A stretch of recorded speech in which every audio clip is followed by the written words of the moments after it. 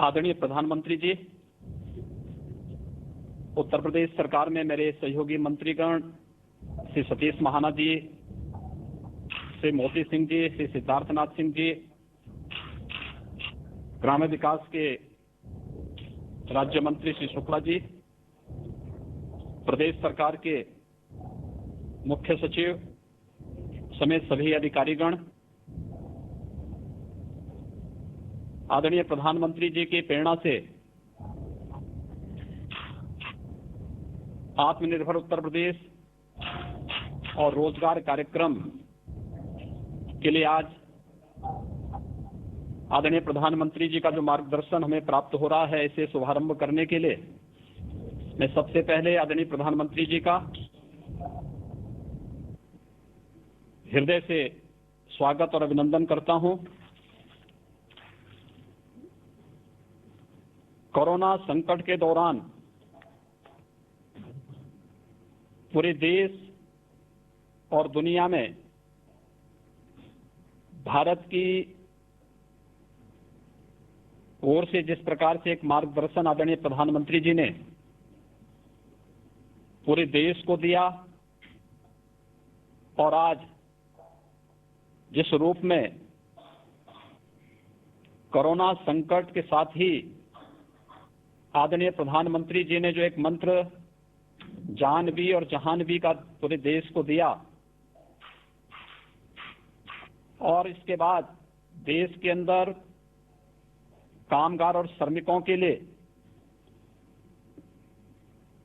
जिन योजनाओं को आगे बढ़ाने का अपना मार्गदर्शन दिया था, उसी क्रम में आज उत्तर प्रदेश आत्मनिर्भर उत्तर प्रदेश के अंतर्गत प्रदेश के कामगार और श्रमिकों के लिए इस योजना का शुभारंभ के लिए आदरणीय प्रधानमंत्री जी के मार्गदर्शन में कार्य कर रहा है। इसके अंतर्गत 1,25,00,000 से अधिक कामगार और श्रमिकों को रोजगार, उद्योगों में समायोजन और स्वतः रोजगार के अंतर्गत कार्य दिया जा रहा है। इस अवसर पर आज आदरणीय प्रधानमंत्री जी के कर कमलों से 4,03,000 सूक्ष्म लघु मध्यम उद्यम से जुड़ी हुई यूनिटों को 10,600 करोड़ रुपए से अधिक का ऋण का वितरण भी ऑनलाइन यहां पर प्रारंभ हो रहा है। इस योजना में उत्तर प्रदेश में ग्राम्य विकास विभाग, पंचायती राज विभाग के माध्यम से सामुदायिक शौचालय के निर्माण और प्रधानमंत्री आवास योजना के अंतर्गत आवास निर्माण के लिए,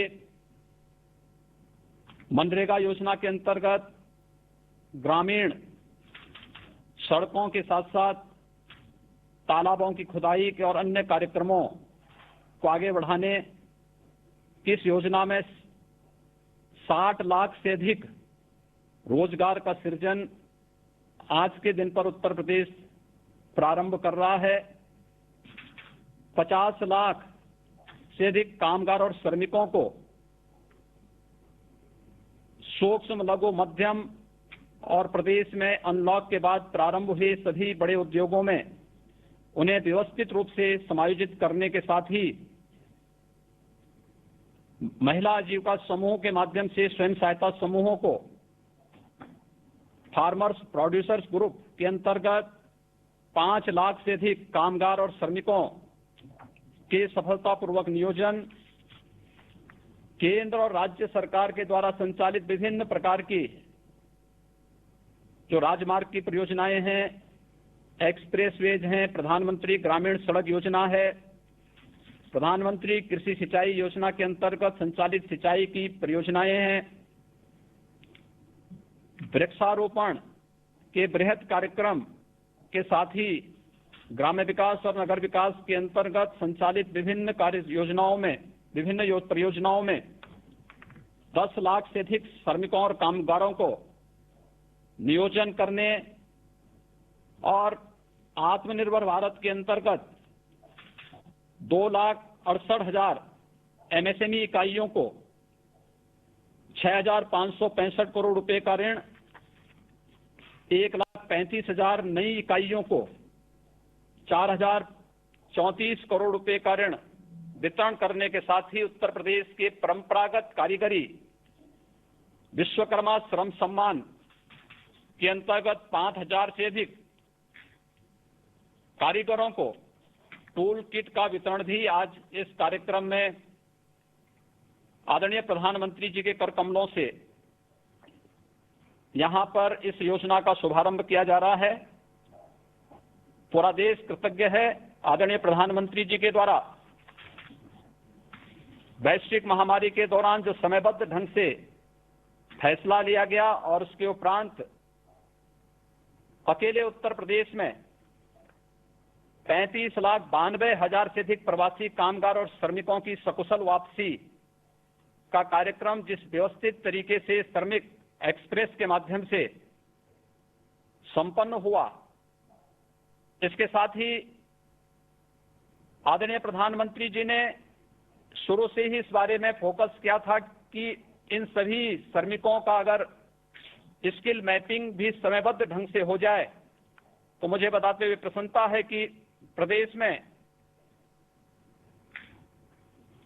जितने भी कामगार और श्रमिक आए थे, इनमें से 18 वर्ष से कम के बच्चों को छोड़ दें तो शेष 30,47,000 कामगार और श्रमिकों का कुशलतापूर्वक स्किल मैपिंग करने का कार्य संपन्न हुआ, जिनमें 24,75,000 कृषि कार्य से जुड़े हुए, कंस्ट्रक्शन के कार्य से जुड़े हुए और रियल एस्टेट से जुड़े हुए कामगार और श्रमिक थे।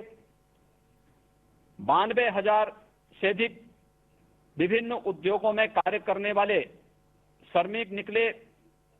62,800 से ऊपर टेलर मास्टर, टेलरिंग का कार्य करने वाले हमारे पास इस प्रकार की स्किल मैन पावर आई। 45,000 से अधिक ड्राइवर, 10,700 से अधिक हस्तकला और 3,61,000 से अधिक plumber, salesman, security guard, courier और अन्य क्षेत्र से जुड़े हुए कामगार निकले। प्रदेश में आने वाले इन सभी कामगार और श्रमिकों में से ग्रामीण क्षेत्र में 26,12,000 और शहरी क्षेत्र में 1,63,000 कामगारों ने अब तक अपना क्वारंटीन पीरियड पूरा कर दिया है। होम क्वारंटीन में भी 4,71,000 कामगार और श्रमिक अभी है, जिसमें इंस्टीट्यूशनल क्वारंटीन में 51 और अभी कोरोना से पीड़ित लगभग 1,000 एक्टिव केस अकेले प्रवासी कामगार और श्रमिकों का है।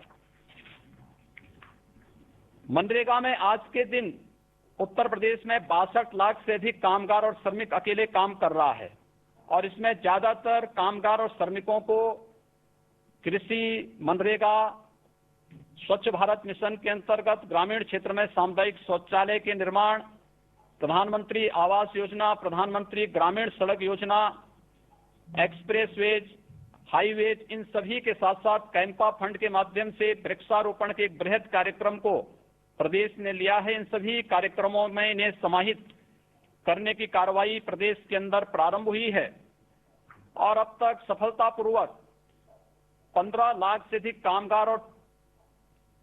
कामगार और श्रमिक जो प्रवासी के रूप में प्रदेश में आए थे, इन्हें इन योजनाओं के साथ काम दिया ही गया।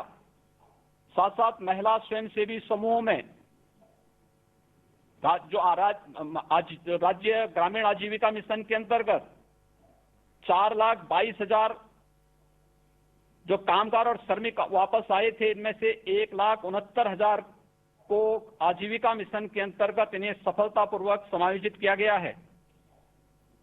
इसके साथ ही प्रदेश में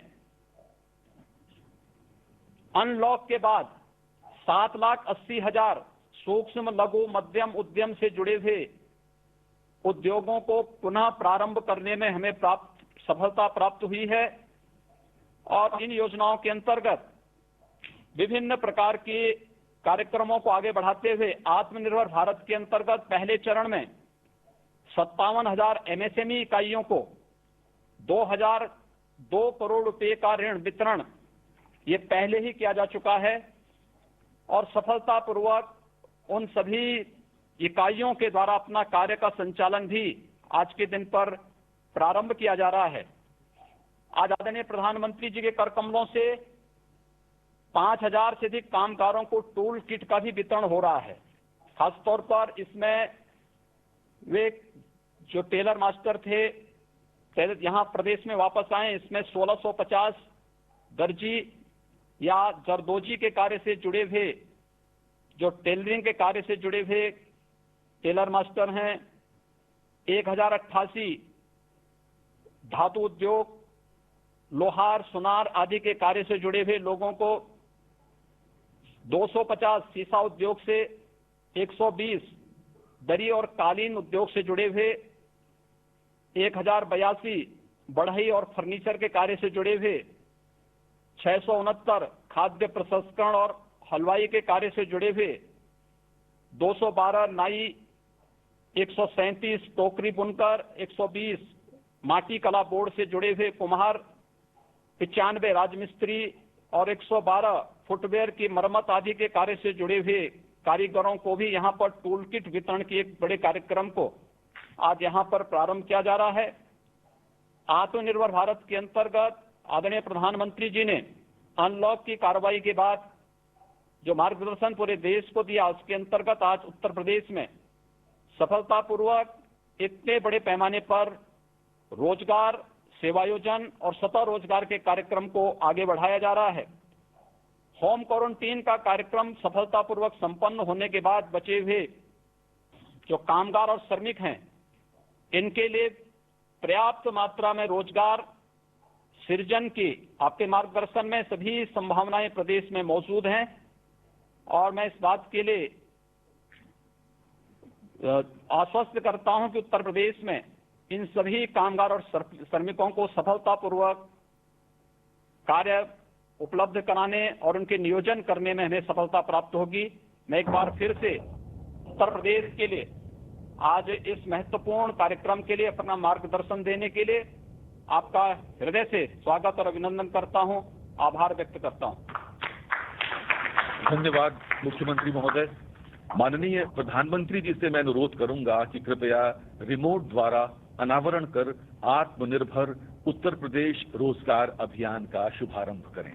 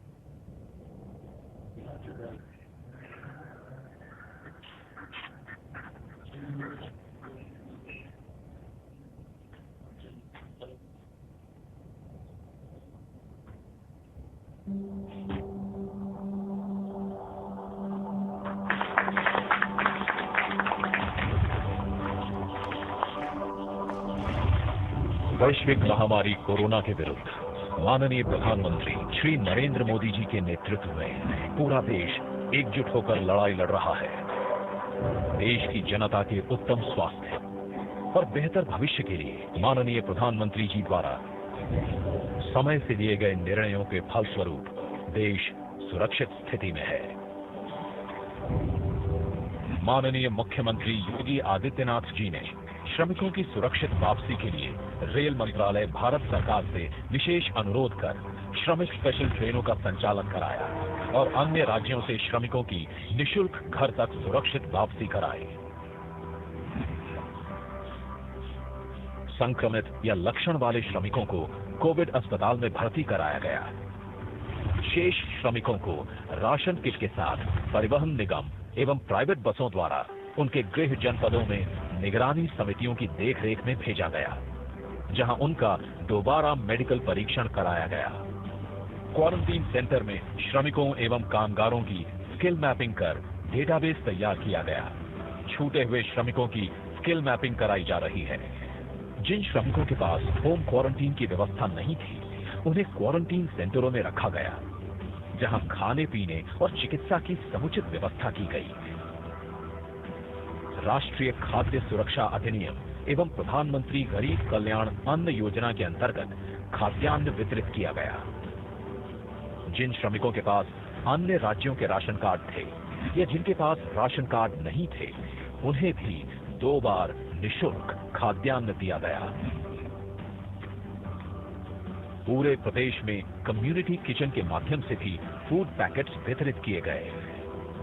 इतना ही नहीं, अन्य जरूरतमंदों को भी भरण पोषण भत्ता दिया गया। भारत की संकल्प शक्ति ऐसी है कि भारत आत्मनिर्भर बन सकता है। माननीय प्रधानमंत्री श्री नरेंद्र मोदी जी के आत्मनिर्भर भारत अभियान एवं चुनौतियों को अवसर में बदलने के उनके संदेश से प्रेरित होकर उत्तर प्रदेश सरकार श्रमिकों, कामगारों को उनके घर एवं आसपास ही रोजगार देने के लिए युद्ध स्तर पर काम कर रही है। मनरेगा में प्रतिदिन श्रमिकों को रोजगार मिल रहा है। मानव दिवस सृजन में प्रदेश का देश में प्रथम स्थान है। एमएसएमई सेक्टर में उत्तर प्रदेश प्रथम स्थान पर है। एमएसएमई सेक्टर में ग्रोथ और रोजगार की सबसे अधिक संभावनाएं हैं। बृहद एवं एमएसएमई क्षेत्र की इकाइयों में 7,80,000 से अधिक यूनिट क्रियाशील हो गई हैं। कोरोना महामारी के दौरान प्रदेश में नई उत्पादन इकाइयों की भी शुरुआत हुई, जिनके माध्यम से पीपीई किट, N95 मास्क और सैनिटाइजर का उत्पादन किया गया। इससे प्रदेश में उपलब्धता बढ़ी एवं अन्य प्रदेशों में भी आपूर्ति की जा रही है। लॉकडाउन के दौरान चीनी मिलों, ईंट भट्ठों और कोल्ड स्टोरेजों के माध्यम से श्रमिकों को रोजगार दिया गया। राज्य सरकार की अन्य योजनाओं में भी रोजगार के अवसर उपलब्ध कराए गए हैं। देश में पहली बार कामगारों एवं श्रमिकों के हितों की सुरक्षा के लिए आयोग का गठन किया गया। गरीब कल्याण रोजगार अभियान, आत्मनिर्भर भारत योजना और विश्वकर्मा श्रम सम्मान योजना से रोजगार की तुरंत आवश्यकता वाले कामगारों को विभिन्न कार्य क्षेत्रों में रोजगार के अवसर प्राप्त हो रहे हैं। गरीब कल्याण रोजगार अभियान के लिए उत्तर प्रदेश के 31 जनपदों के चयन हेतु यशस्वी प्रधानमंत्री माननीय श्री नरेंद्र मोदी जी का हृदय से आभार। भारत के सुदूर अंचलों से वापस लौटे श्रमिक तथा कुछ स्थानीय ग्रामीण माननीय प्रधानमंत्री जी से अब वार्तालाप करेंगे। सर्वप्रथम मैं माननीय प्रधानमंत्री जी के साथ संवाद के लिए हल्धर मऊ विकास खंड कमालपुर जनपद गोंडा की सुश्री विनीता पाल को आमंत्रित करता हूं। विनीता जी नमस्ते। श्री माननीय प्रधानमंत्री, श्री माननीय मुख्यमंत्री, आपको विनीता पाल नमस्कार करती है हल्धर मऊ ब्लॉक जिला गोंडा से। विनीता जी नमस्कार। जरा अपने बारे में बताइए, अपने काम के विषय में जानना चाहूंगा मैं। नर्सरी का काम करती हूँ सर। सागवान लगाए हैं, चिप्स लगाए हैं, सहजन लगाए हैं, बेल लगाए हैं, नीम लगाए हैं और सारे से काम और मैं करती हूँ। यानी अपना खुद का है कि कोई संस्था के साथ जुड़ी है कि क्या, कैसे करती है? जी सर मेरा ही है, 10 सखी मिलके बनाए हैं। अच्छा अच्छा, आपने वो यानी समूह बनाया हुआ है? जी। अच्छा अच्छा। नंदन महिला स्वयं सहायता समूह 10 महिलाओं को मैंने इकट्ठा करके संगठन बना के मैंने एक काम चला दिया है नर्सरी। कब से शुरू किया वनिता जी? 2019 फरवरी से सर। और आपके यहाँ 10 बहनें हैं? ये आइडिया कहाँ से आया आपको? जी हल्दर मऊ ब्लॉक से श्री राम प्रकाश मौर्य ने मुझे सूचना दिया तो मैंने नशे में हटा। अच्छा, लेकिन ऐसे ही पता चल गया कि ये काम करना है, कि ये काम की कुछ ट्रेनिंग हुई, कुछ में कुछ करना पड़ा होगा ना आपको? जी सर हम सब लोग बहुत गरीब थे सर। जो हमारे ये हल्दर मऊ ब्लॉक है, मैं सर जाती रहती थी, देखी रहती थी, तो सर मैं सर से बात किए कि सर मुझे कोई काम बताओ, मैं काम करें और आगे बढ़ जाएं। तो सर ने मुझे बताया कि तुम काम करो, हम तुम्हें काम देंगे, आप आगे बढ़ जाओगी। तो मैंने एक काम सर किया, नर्सरी का काम किया। तो ये 10 बहनें कितना कमाई करते हैं आप इस नर्सरी शुरू किए हैं तो? जी हमें महीने में 50,000 बचत हो जाती है, साल में 6 लाख बचत हो जाती है। 6 लाख रुपया एक साल में? जी, और जो एक वाहन है उसको मैं महीने में 3,000 दे देती हूँ सर। जो खर्चा लगता है उसको मैं और खर्चा पानी निकाल के एक वाहन को 3,000 रुपया मैं दे देती हूँ। अच्छा, देखिए आपको तो कमाई भी हो रही है और आप पर्यावरण की रक्षा भी कर रही है। जी सीडीओ साहब ने मुझे और मदद किया है। नहीं, इसके लिए आपकी कोई ट्रेनिंग प्रशिक्षण भी हुआ होगा कोई? जी कहीं ट्रेनिंग हुआ होगा आपका? जी ट्रेनिंग हुई है। अच्छा, और बहनों का भी ट्रेनिंग हुआ? जी सर सबकी हुई है। चलिए, आप और आपके समूह की बहनें जो काम कर रही हैं, बहुत ही प्रशंसनीय काम कर रही हैं। और आपने एक प्रकार से अपने गांव में इन 10 परिवारों को आत्मनिर्भर बनाने का जो बीड़ा उठाया है और 6 लाख रुपए जितनी आमदनी करती हैं आप, मैं आपको बहुत बधाई देता हूं और आप बहुत प्रगति करें, मेरी आपको शुभकामनाएं हैं। धन्यवाद विनीता जी। श्री माननीय प्रधानमंत्री, श्री माननीय मुख्यमंत्री को विनीता साहब धन्यवाद देती है। मैं अपने नर्सरी से एक पौधे भी देना चाहती हूँ, फिर मैं फूल भी देना साथ में चाहती हूँ। बहुत अच्छा, आपका धन्यवाद। धन्यवाद विनीता जी। अब प्रधानमंत्री जी के साथ संवाद के लिए हम जनपद बहराइच चलेंगे, जहां प्रधानमंत्री आवास योजना के लाभार्थी श्री तिलक राम जी उनसे संवाद करेंगे। तिलक राम जी नमस्ते। अपना परिचय, अपने काम के विषय में थोड़ा बताइए तिलक राम जी।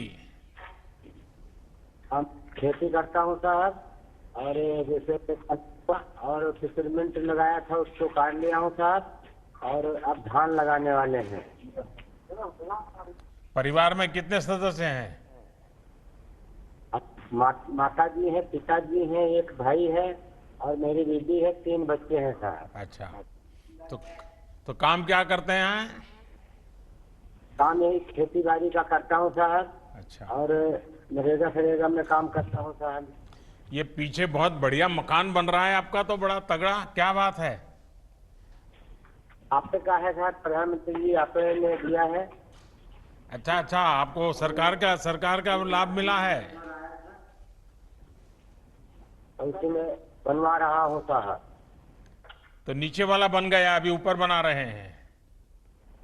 हाँ, नीचे वाला साहब बन गया, स्लैब पर रही साहब। अच्छा।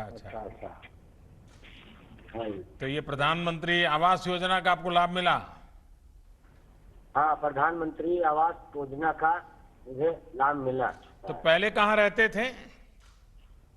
पहले कहीं नहीं जाते थे, घर पे ही रहते थे साहब। यानी ऐसे ही झोपड़ी में? झोपड़ी पहले बहुत दिक्कत थी साहब, ना एक घर था, छपरा था, बारिश में बहुत दिक्कत होती थी और गर्मी में भी दिक्कत होती थी, लेकिन आपने दिया, बहुत अच्छा। अब है परिवार हमारा सुखी से रहेगा। तो अभी तो घर वालों को पक्का मकान मिल गया, तो घर वालों की अपेक्षा भी बढ़ गई होगी? नहीं, बहुत अच्छा है, बहुत खुश है, पूरा परिवार बहुत खुश है। तभी मेहमान भी बहुत आते होंगे घर में? हाँ जी, अभी हाँ आते हैं साहब, पहले झोपड़ी में तो कोई मेहमान नहीं आता है, अभी तो मेहमान भी बहुत आते होंगे। हाँ साहब। अच्छा, बच्चों की पढ़ाई करवाते हो? हाँ साहब, बच्चों पर आप मुझे बताइए, आपको प्रधानमंत्री आवास मिला, आप प्रधानमंत्री को क्या दोगे? प्रधानमंत्री को भगवान से कहता हूँ खूब सुखी से रहे, वो सारी जिंदगी प्रधानमंत्री ही रहे। बस ऐसा ही कह दोगे क्या? खुद देंगे नहीं आप? कुछ देने की बात बोलो ना।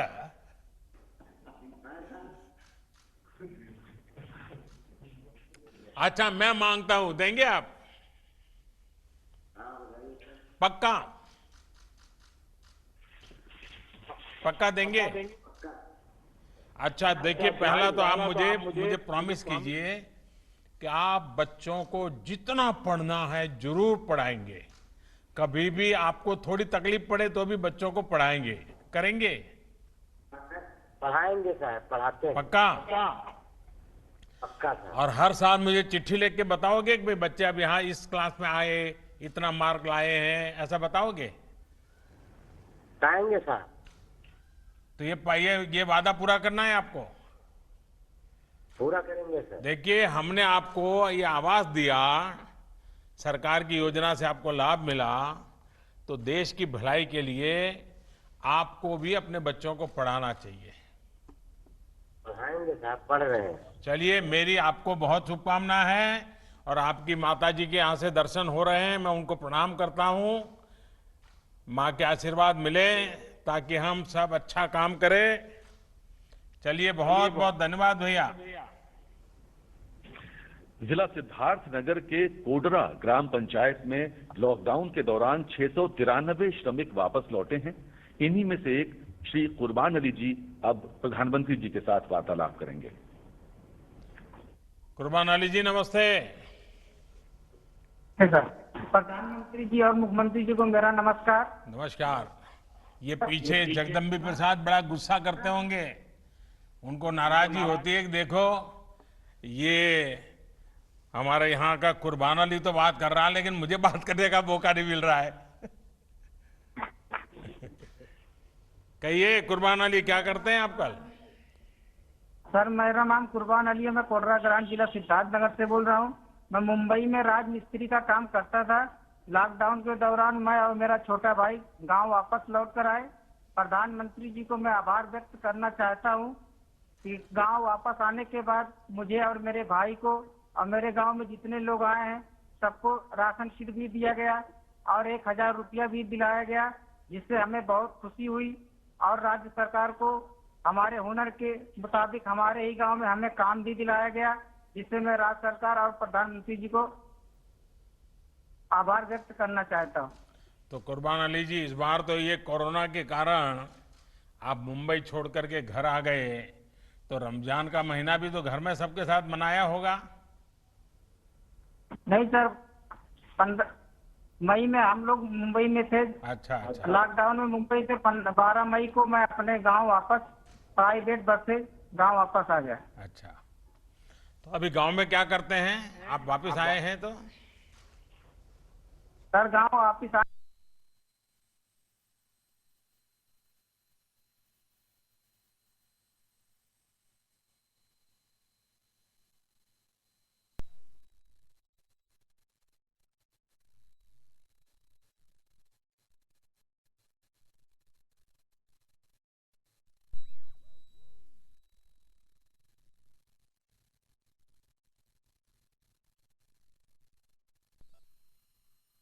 राजमिस्त्री की हमारी ट्रेनिंग भी शुरू हो गई है, जिनका सर्टिफिकेट हमें दिलाया गया है।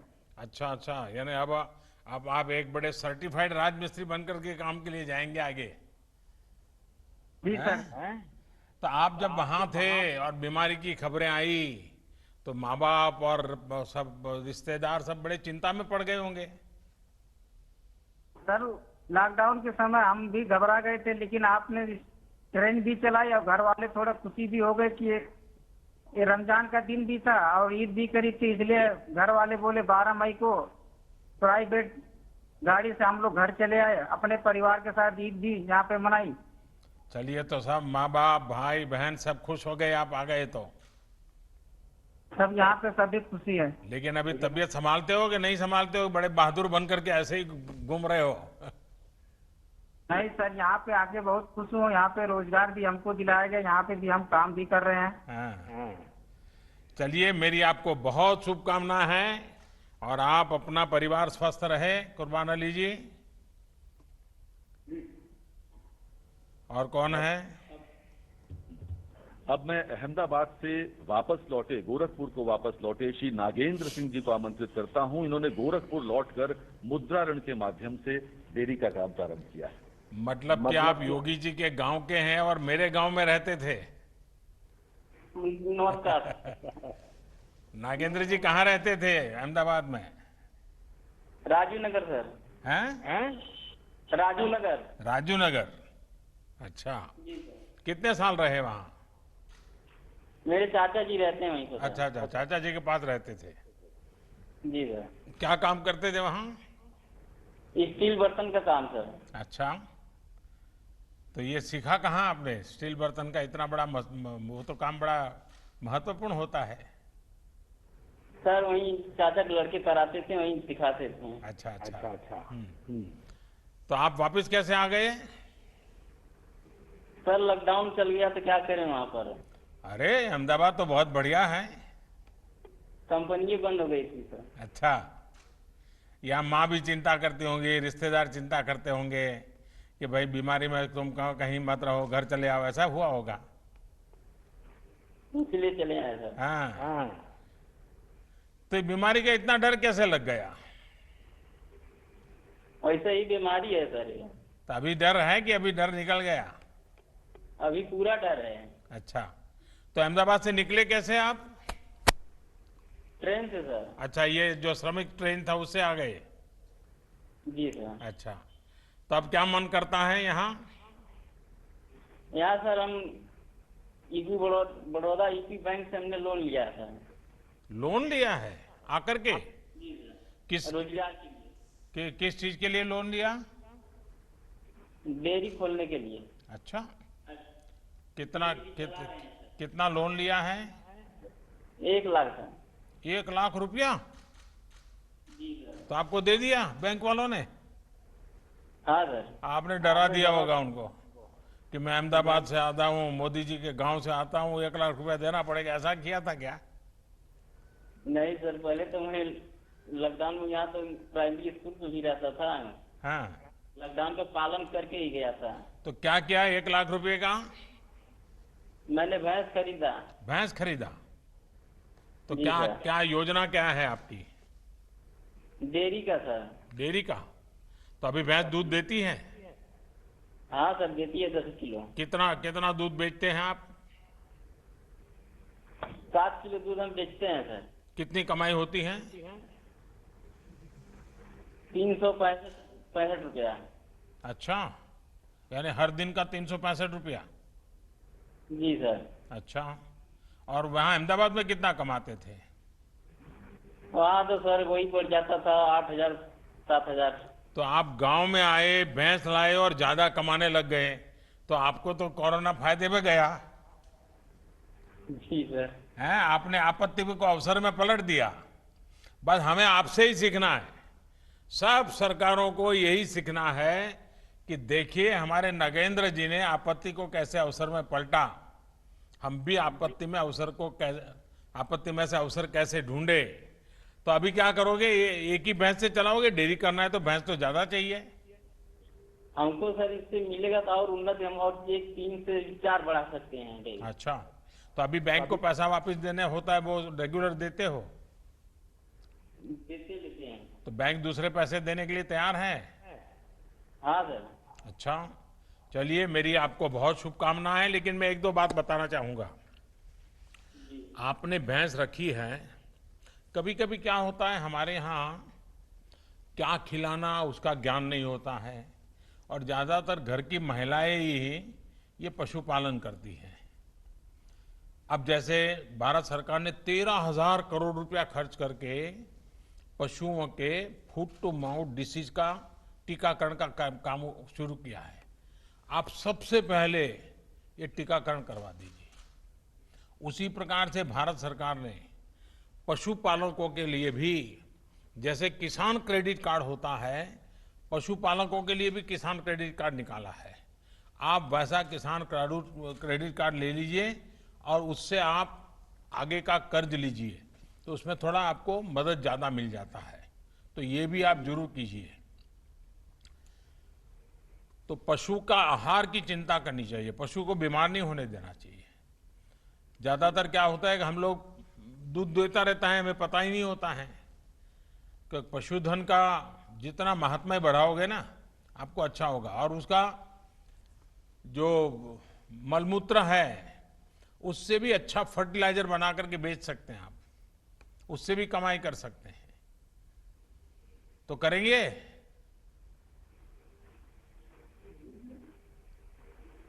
हाँ सर। सब कुछ सुनाई दिया कि नहीं सुनाई दिया? दिया है सर। अच्छा, वो करेंगे। चलिए, मेरी आपको बहुत शुभकामनाएं हैं, लेकिन तबीयत संभालना भैया इस हालात में। आइए, और कौन है? जालौन जिले के दीपू जी को संवाद के लिए आमंत्रित करता हूं। नमस्कार जी। नमस्कार। हाँ दीपू जी, बताइए।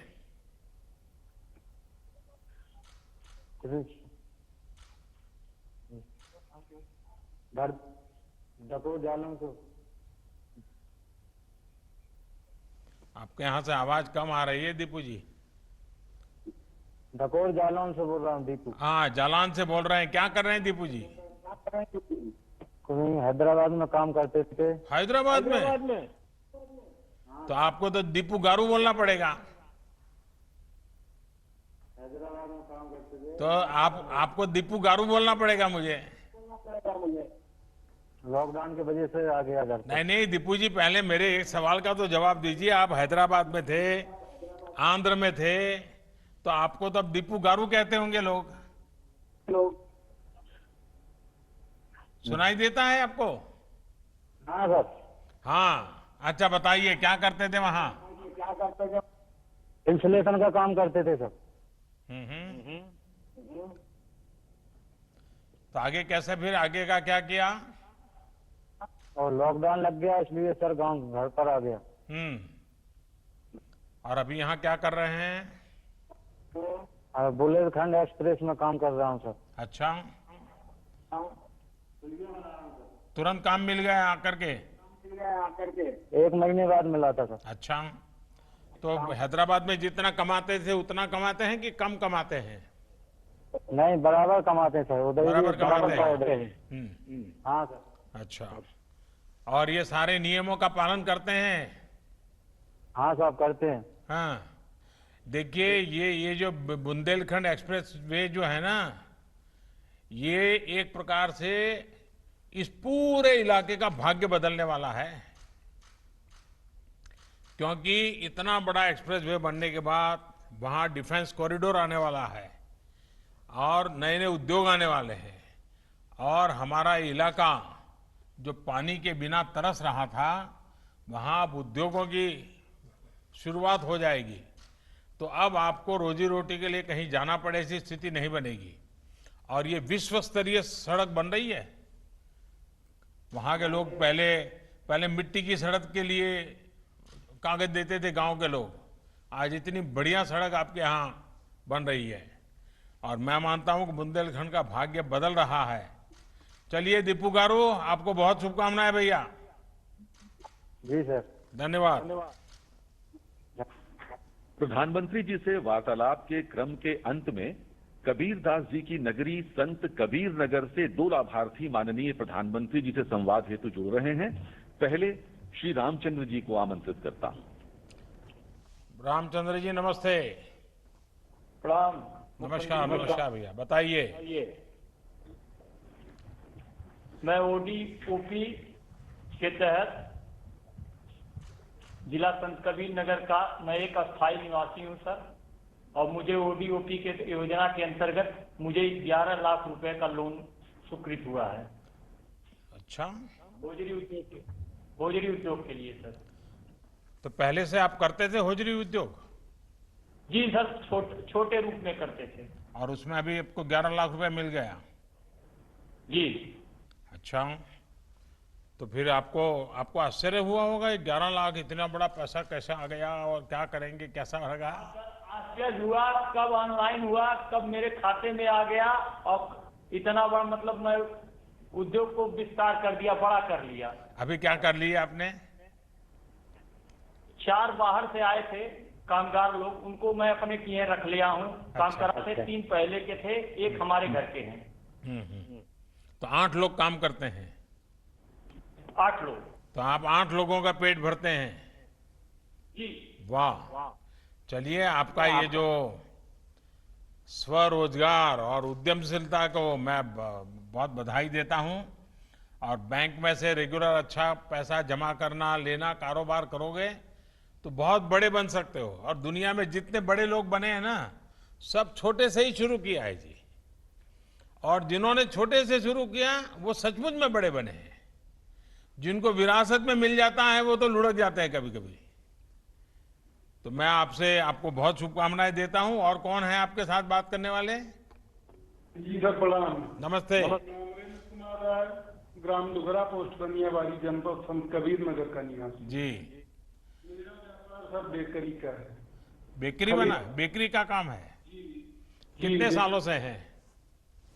ये सर 6-7 साल से। तो पहले क्या करते थे बेकरी में? आप क्या क्या बनाते हैं? जी सर, मैं रस बनाता हूँ। अच्छा। हाँ, हो चाय के साथ लेते हैं। जी जी। हाँ। तो हम चाय वालों को तो मालूम है ना कि रस तो फिर क्या कर रहे हैं अभी? जी सर, वही बेकरी का विस्तार कर रहे हैं। प्रधानमंत्री रोजगार योजना के अंतर्गत जो लाभ मिला मुझको, उससे बेकरी विस्तार कर रहे हैं। और उसके बाद जो उनमें लेबरों और कामगारों की आवश्यकता है वो साफ भर रहे हैं। मेरे यहाँ बिहार के और बलरामपुर डिस्ट्रिक्ट के लेबर हैं। कितने लोग हैं आपके यहाँ? मेरे यहाँ सर पहले 10-12 थे, अब 12 और बढ़ रहे हैं। 24 लोगों को काम दे दिया आपने? जी जी सर। और ये जो श्रमिक वापिस आए उनमें से 12 को दिया? जी जी। तो आपका कारोबार बढ़ रहा है कि बस सेवा भाव से ही सबको काम दे रहे हो? सर कारोबार भी बढ़ रहा है, सेवा भाव भी हो रहा है। हाँ, कहीं ऐसा ना हो कि घर का कारोबार रह जाए और आप सबको काम दे दो और फिर घर में कोई खाना ही न दे आपको। तो अच्छे से काम हो रहा है बाजार में? सब चीजें डेली रोज ताजा बिकता है माल आपका डेली की पैकेजिंग करके बाहर बेचते हैं? मैं पैकिंग करके जिले में और पड़ोसी जिले में, अच्छा। पड़ोसी जिले में इतने तक नहीं बिक जाता है।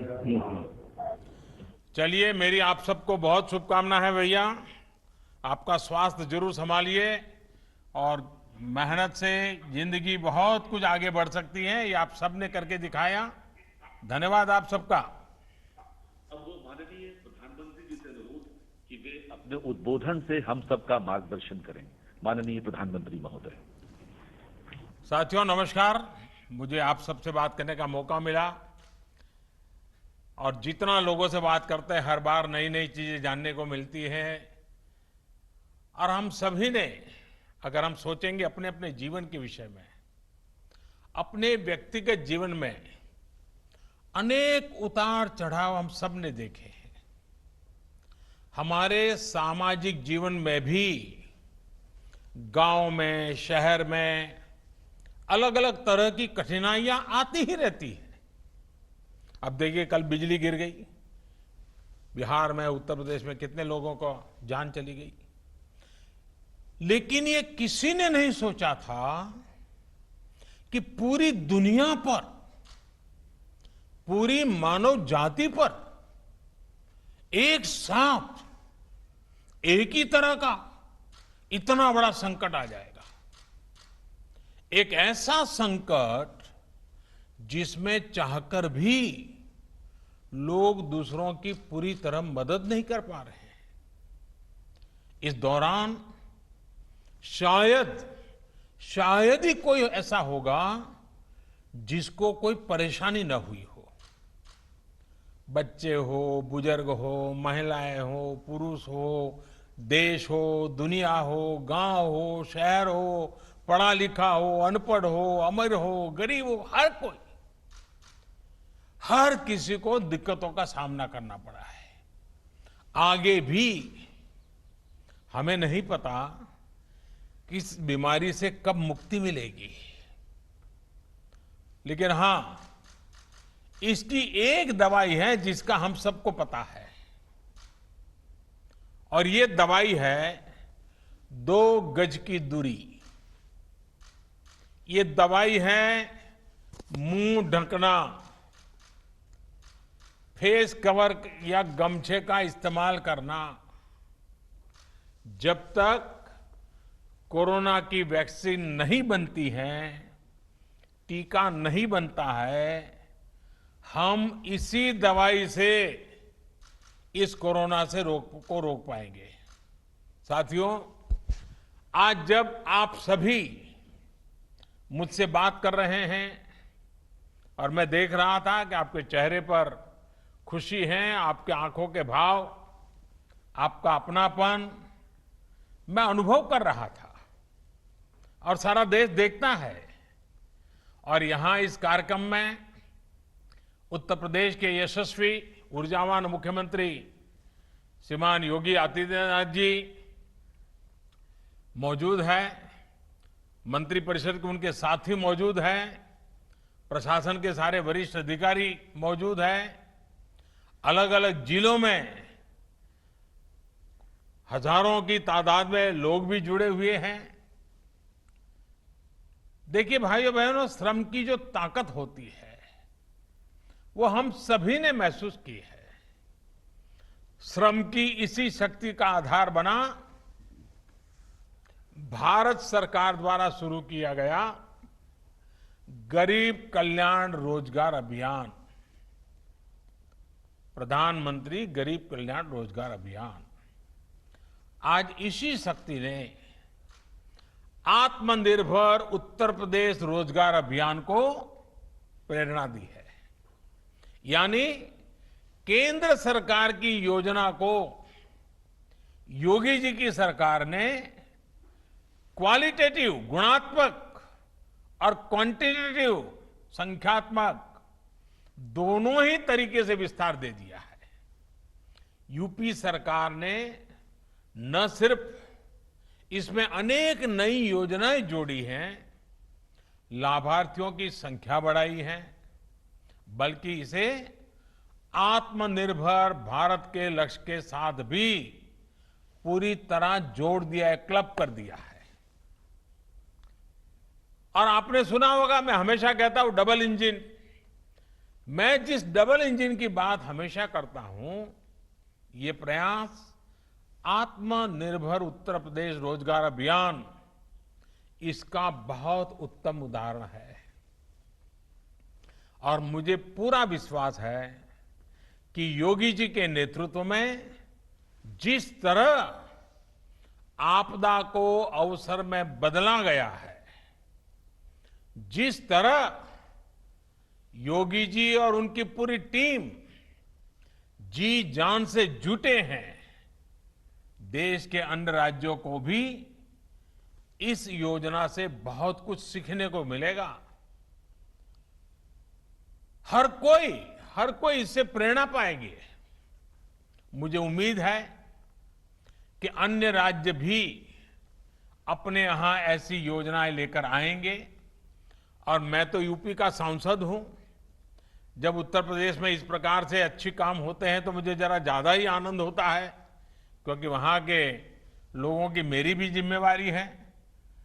साथियों, संकट के समय जो साहस दिखाता है, सूझबूझ दिखाता है, सफलता उसी को मिलती है। आज जब दुनिया में कोरोना का इतना बड़ा संकट है, तब उत्तर प्रदेश ने जो साहस दिखाया, जो सूझबूझ दिखाई, जो सफलता पाई, जिस तरह कोरोना से मोर्चा लिया, जिस तरह स्थितियों को संभाला, मैं सच कहता हूं अभूतपूर्व है, प्रशंसनीय है। इसके लिए मैं उत्तर प्रदेश के 24 करोड़ नागरिकों की सराहना करता हूं। इन उत्तर प्रदेश के सभी मेरे भाइयों बहनों को मैं आज विशेष रूप से नमन करता हूं। आपने जो काम किया है वो पूरी दुनिया के लिए एक मिसाल है। उत्तर प्रदेश के आंकड़ों में दुनिया के बड़े बड़े एक्सपर्ट्स को चकित कर देने की अद्भुत क्षमता है। चाहे यूपी के डॉक्टर हो, पैरामेडिकल स्टाफ हो, सफाई कर्मचारी हो, पुलिस कर्मी हो, आशा आंगनबाड़ी कार्यकर्ता हो, बैंक और पोस्ट ऑफिस के साथी हो, परिवहन विभाग के साथी हो, श्रमिक साथी हो। ये लिस्ट इतनी लंबी है, शायद मैं सबके नाम बोल नहीं पाऊंगा, लेकिन हर किसी ने पूरी निष्ठा से साथ अपना योगदान दिया है। योगी जी और उनकी पूरी टीम, चाहे जनप्रतिनिधि हो या फिर कर्मचारी हो, आप सभी ने बहुत उत्तम काम किया है, सराहनीय काम किया है।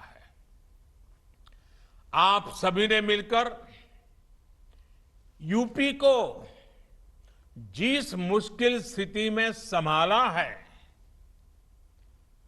आने वाले अनेक वर्षों तक उत्तर प्रदेश के हर बच्चा, हर परिवार इसको बड़े गर्वपूर्वक याद करेगा, आने वाली पीढ़ियां याद करेगी। साथियों, उत्तर प्रदेश के प्रयास और उपलब्धियां इसलिए विराट हैं क्योंकि ये सिर्फ एक राज्य भर नहीं है। अगर 24 करोड़ की जनता की बात करें तो ये हमारा उत्तर प्रदेश दुनिया के कई देशों से बड़ा राज्य है। इस उपलब्धि को यूपी के लोग खुद महसूस कर रहे हैं, लेकिन इसको हम तब ज्यादा अच्छे तरह समझ पाते हैं और इन आंकड़ों जब जानेंगे तो हम हैरान हो जाएंगे। जरा तुलना करने से पता चलता है कि आज उत्तर प्रदेश ने कितनी बड़ी सिद्धि प्राप्त की है। मैं उदाहरण के तौर पे आपको बताता हूं। हम यूरोप के 4 बड़े देशों को देखें। मैं यूरोप के 4 देशों का उल्लेख करता हूं। इंग्लैंड, जो 250 साल हमारे पर राज करके गया, फ्रांस, इटली, स्पेन। मैं इतने ही राज्यों की बात करता हूं। ये देश 200-250 साल तक दुनिया में सुपर पावर हुआ करते थे। आज भी दुनिया में इनका दबदबा है। आज अगर इन चारों देशों की कुल जनसंख्या को अगर हम जोड़ दें, इन 4 देशों की कुल संख्या को जोड़ दें, तो वो भी जैसे उत्तर प्रदेश के 24 करोड़ हैं, इन 4 देशों की जनसंख्या भी 24 करोड़ होती है। हमारे तो अकेले यूपी की ही जनसंख्या 24 करोड़ है। यानी कि जितने लोग इंग्लैंड, फ्रांस, इटली और स्पेन, इन 4 देशों में रहते हैं, उतने ही लोग हमारे उत्तर प्रदेश में रहते हैं। लेकिन कोरोना में इन 4 देशों में मिलाकर उनकी जनसंख्या उत्तर प्रदेश जितनी है, इन 4 देशों में मिलाकर के 1,30,000 लोगों की मौत हो चुकी है। 1,30,000। जबकि उतनी ही जनसंख्या वाला हमारा उत्तर प्रदेश 600 लोगों की जान गई है। कहां 1,30,000 लोगों की मृत्यु और कहां 600 लोगों की मृत्यु। ये बात सही है कि मृत्यु मृत्यु होती है, एक हो या अनेक हो। एक भी व्यक्ति की मृत्यु दुखद है, लेकिन हमें यह भी मानना पड़ेगा कि इन 4 देशों ने मिलकर अपने यहां जितने प्रयास किए, फिर भी उनके यहां यूपी से कई गुना ज्यादा लोगों की जानें गई। और ये देश विकसित है, उनके पास संसाधन भी है, और कोई वहां की सरकारों को चिंता नहीं होगी ऐसा तो नहीं है, लेकिन फिर भी अपने नागरिकों को बचाने में उन्हें वो सफलता नहीं मिली जो सफलता आपको उत्तर प्रदेश को हासिल की है। हर उत्तर प्रदेशवासी को गर्व होगा, हर भारतवासी को गर्व होगा। साथियों, इस दौरान आप में से ज्यादातर लोगों ने टीवी पर लगातार देखा होगा, अमेरिका के रिपोर्ट तो लगातार आते थे। अमेरिका के पास क्या नहीं है? सब कुछ है। वो एक चुटकी में जो चाहिए वो इकट्ठा कर सकता है। अमेरिका के पास साधन, संसाधन, आधुनिक टेक्नोलॉजी, किसी चीज की कमी नहीं है। लेकिन फिर भी आज अमेरिका कोरोना से बेहद बुरी तरह प्रभावित हुआ। आप ये भी याद रखिए कि अमेरिका की जनसंख्या करीब 33 करोड़ है, यूपी की जनसंख्या 24 करोड़ है, लेकिन अमेरिका में अब तक 1,25,000 लोगों की मौत हो चुकी है, जबकि हमारे उत्तर प्रदेश में 600 लोगों की मृत्यु हुई है। अगर योगी जी ने और उत्तर प्रदेश के उनके सभी साथियों ने, उत्तर प्रदेश की सरकार ने सही से तैयारी नहीं की होती, अगर यूपी में भी अमेरिका की तरह ही तबाही मची होती, तो आज उत्तर प्रदेश में 600 नहीं 85,000 लोगों की जान जा सकती थी। अगर हम किसी और देश से तुलना करें तो उस हिसाब से देखें तो 85,000 लोग की जान जाती। लेकिन जो मेहनत यूपी की सरकार ने की है, हम कह सकते हैं कि एक प्रकार से अब तक कम से कम 85,000 लोगों का जीवन बचाने में वो कामयाब हुई है। आज अगर हम अपने नागरिकों का जीवन बचा पा रहे हैं, तो ये भी अपने आप में एक संतोष का विषय है, और देश का आत्मविश्वास भी उसके कारण बढ़ता है। लेकिन मैं एक पुरानी घटना को जरूर आज उल्लेख करना चाहूंगा। एक वो भी दिन था जब प्रयागराज, तब के इलाहाबाद के सांसद, देश के प्रधानमंत्री थे, और कुंभ के मेले में भगदड़ मची थी, सैकड़ों हजारों लोग मारे गए थे। तब उस समय जो लोग सरकार में थे, उन्होंने सारा जोर मरने वालों की संख्या छिपाने में ही लगा दिया था। अब आज उत्तर प्रदेश के लोगों का जीवन बच रहा है, सुरक्षित हो रहा है, तो यूपी के सांसद के नाते, देश के नागरिक के नाते, भारत के प्रधानमंत्री के नाते, जैसे आप सबको तसल्ली मिलती है, मुझे भी तसल्ली मिलती है। और साथियों, इसमें भी हमें एक और बात हमेशा याद रखनी है। ये सब उस स्थिति में हुआ जब देश भर से करीब 30-35 लाख से जितने श्रमिक, हमारे कामगार साथी यूपी में पिछले कुछ हफ्तों में अपने गांव लौटे थे। सैकड़ों श्रमिक स्पेशल ट्रेनों को चलवाकर यूपी सरकार ने मुश्किल में फंसे अपने लोगों को वापस बुला लिया था। दूसरे राज्यों से आए इन साथियों से संक्रमण के फैलाव का रिस्क और भी अधिक था, लेकिन उत्तर प्रदेश ने जिस तरह स्थिति को संवेदनशीलता के साथ संभाला, उसने राज्य को एक बड़े संकट से बाहर निकाल लिया। देश की भी बहुत बड़ी सेवा की है उत्तर प्रदेश ने। साथियों, यूपी में 2017 से पहले जो भी सरकारें थी, जो भी व्यवस्थाएं थी, जिस प्रकार से शासन चल रहा था, जिस तरह की सरकारें चला करती थी, उस हालात में हम इन नतीजों की कल्पना भी नहीं कर सकते। पहले वाली सरकारें होती तो अस्पतालों की संख्या का बहाना बनाकर, अस्पताल में बिस्तरों की संख्या का बहाना बनाकर हम चुनौती को टाल देते, लेकिन योगी जी ने ऐसा नहीं किया।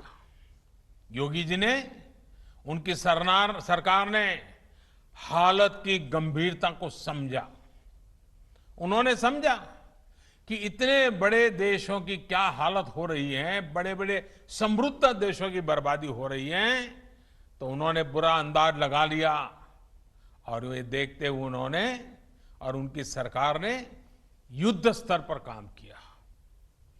क्वारंटीन सेंटर हो, आइसोलेशन की सुविधा हो, इसके निर्माण के लिए पूरी ताकत झोंक दी गई।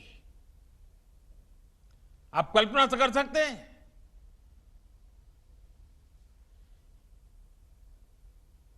उनके पिताजी का स्वर्गवास हुआ हो, पिताजी के अंत्येष्टि में जाने के बजाय ये उत्तर प्रदेश के लोगों के लिए जिंदगी खपाने वाले योगी जी इस कोरोना से बचाने के लिए आपके साथ जुटे रहे। मैं योगी जी को अभिनंदन करता हूं, उनका नमन करता हूं। उत्तर प्रदेश के लोगों के लिए इतनी संवेदनशीलता।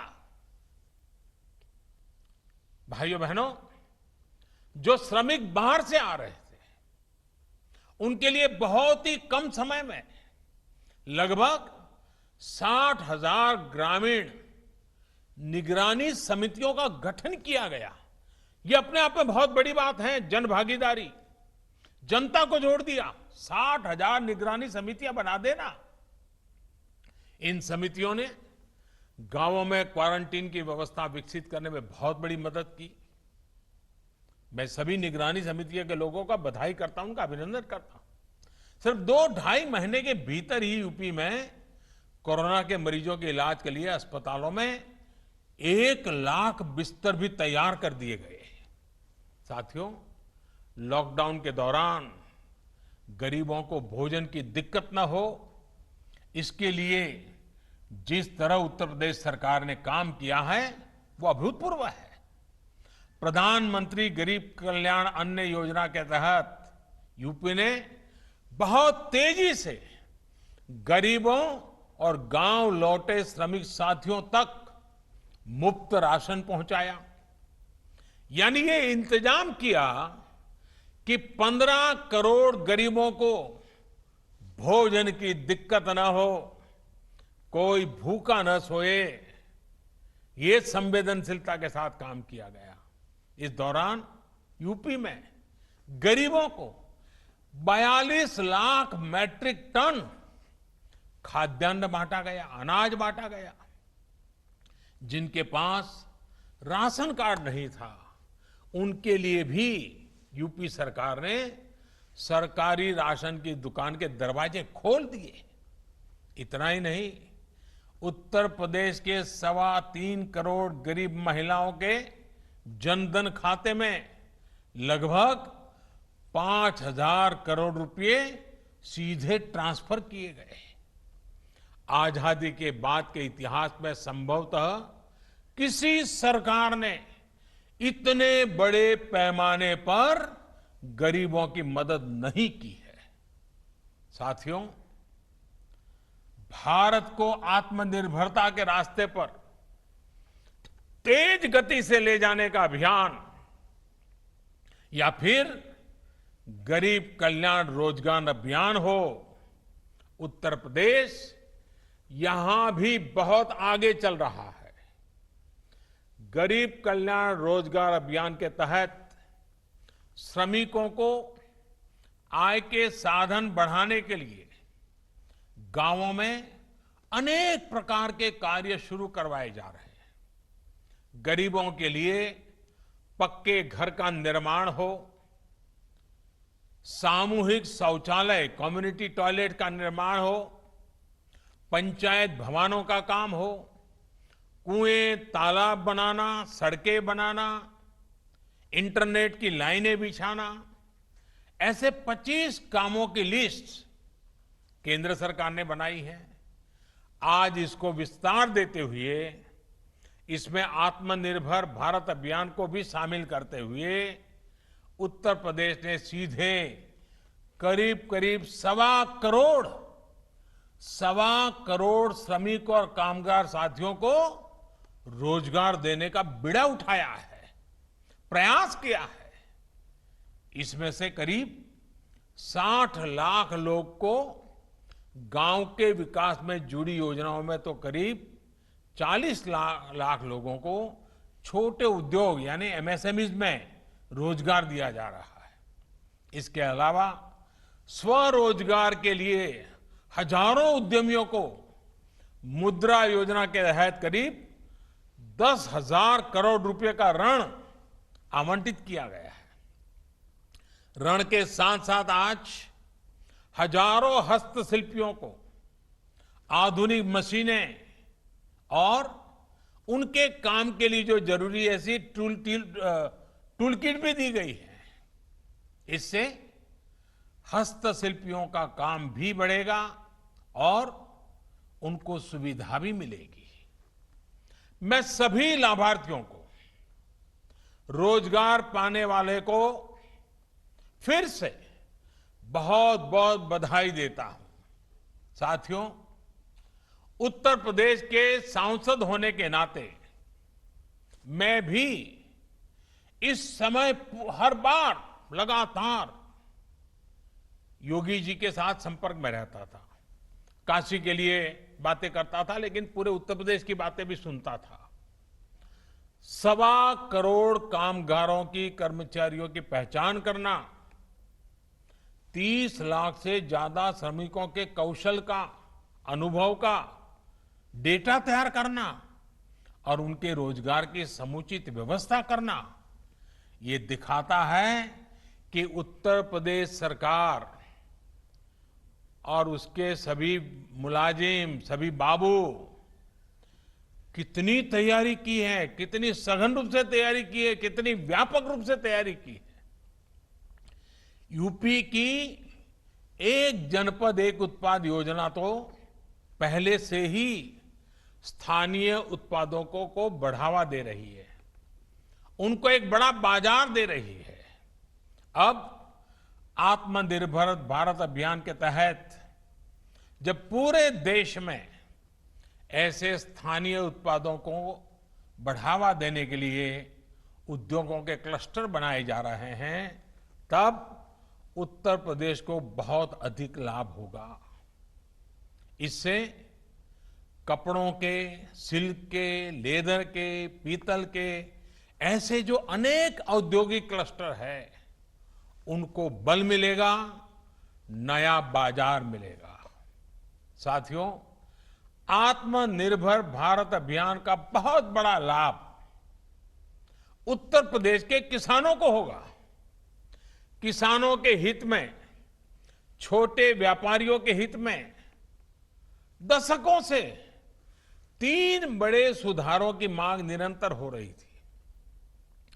अब जो 3 कानून केंद्र सरकार लेकर आई है, उनसे किसानों को मंडी से बाहर भी अपनी उपज बेचने का अधिकार मिल गया है। यदि हमारा किसान जहां बेहतर दाम मिलेगा वहीं पर किसान अपना सामान बेचेगा। दूसरा, अब किसान अगर चाहे तो अब बुआई के समय ही अपनी फसल का दाम तय कर सकता है। अब आलू की फसल पैदा करने वाला किसान चिप्स बनाने वाले उद्योग के साथ, आम लगाने वाला किसान मैंगो जूस बनाने वाले के साथ, टमाटर की खेती वाला किसान टमाटर का सॉस बनाने वाले के साथ बुआई के समय ही समझौता कर सकता है, जिससे उसको दाम घटने की चिंता से मुक्ति मिल जाएगी। साथियों, इसके अलावा हमारे पशुपालकों के लिए अनेक नए कदम उठाए जा रहे हैं। 2 दिन पहले ही पशुपालकों और डेयरी सेक्टर के लिए 15,000 करोड़ रुपए का एक विशेष इंफ्रास्ट्रक्चर फंड बनाया गया है। इससे करीब 1 करोड़ और नए किसानों, पशुपालकों को डेयरी सेक्टर से जोड़ा जाएगा। डेयरी से जुड़ी नई सुविधाएं तैयार की जाएगी। अनुमान है कि आने वाले समय में इससे गांवों में लगभग 35 लाख नए रोजगार तैयार होंगे। परसों ही केंद्र सरकार ने यूपी में टूरिज्म को बढ़ावा देने के लिए एक और अहम फैसला लिया है। बौद्ध सर्किट के लिहाज से, और ये बहुत महत्वपूर्ण है, बौद्ध सर्किट के लिहाज से अत्यंत महत्वपूर्ण कुशीनगर, इस कुशीनगर एयरपोर्ट को इंटरनेशनल एयरपोर्ट घोषित किया गया है।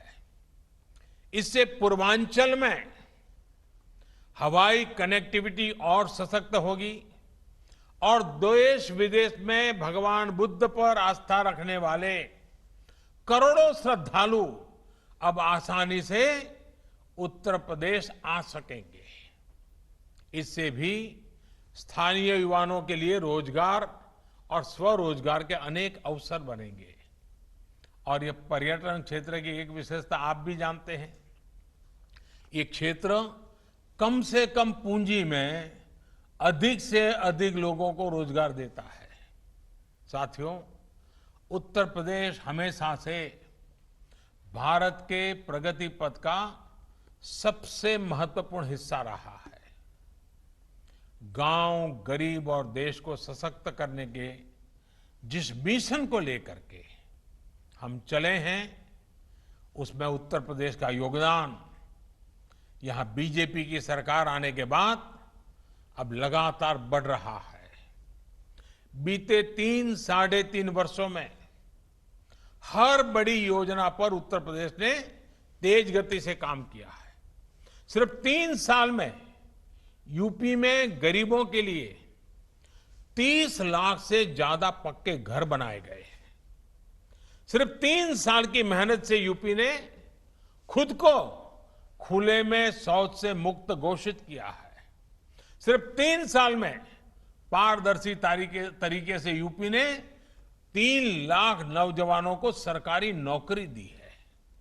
सिर्फ 3 साल के प्रयासों से यूपी में माता मृत्यु दर में 30% की गिरावट आई है। साथियों, बरसों से पूर्वांचल में एन्सेफेलाइटिस महामारी की तरह ये कहर बरपाती थी। अनेक नवजात शिशुओं की दुखद मृत्यु इस बीमारी से हो जाती थी। अब यूपी सरकार के प्रयासों से इस बीमारी के मरीजों की संख्या तो कम हुई है, मृत्यु दर में भी 90% तक की कमी आई है। इसके अलावा मेडिकल कॉलेज हो या फिर आयुष्मान भारत अभियान के तहत दूसरी सुविधाएं, इससे भी यूपी ने प्रशंसनीय काम किया है।